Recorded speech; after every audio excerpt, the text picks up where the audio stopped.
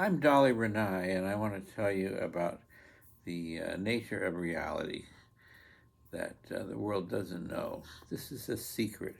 It's the secret of, of metaphysics, but it's really no secret at all. Anybody can know it and should know it. The world is of the mind. The world is a mental creation. There are no physical solid objects.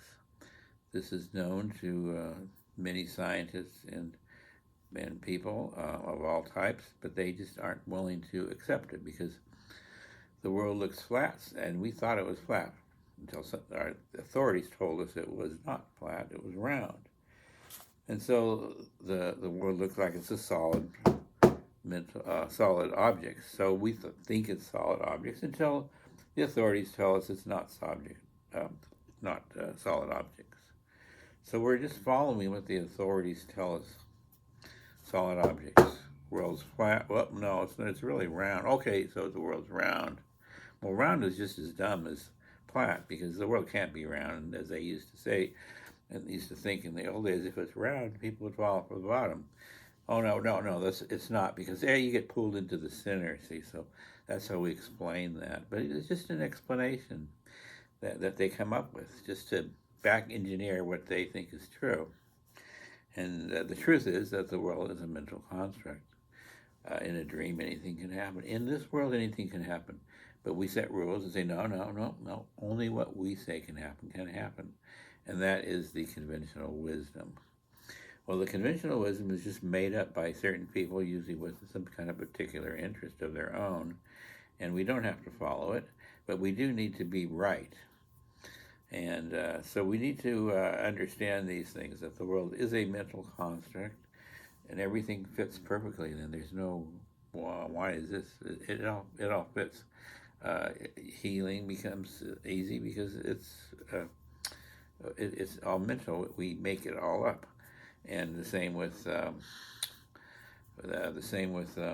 see, with between healing and anything is we construct it with our minds. Death, I was trying to think of. With death, we construct it with our minds. We create a false uh, barrier, which we call death, because we need death. We need to have a birth and a death. Real nice, compacted together. Here we're born, here we die. Up here we can't go because it's outer space. Up here, down here is the earth. And time, we're caught in time. We can't move back and forth in time. But it's all really just a strand of consciousness, and I think this is probably the string theory that science talks about. They're onto it, and that's it. When you learn that, you can do anything. Your mind will create your reality. Your mind can pull yourself into the thoughts you think. You think these thoughts, the thoughts will pull a world into them. It happens slowly, though. It generally happens slowly. It doesn't have to, but it generally does, because the world consciousness isn't in agreement with this. So the world consciousness rejects it.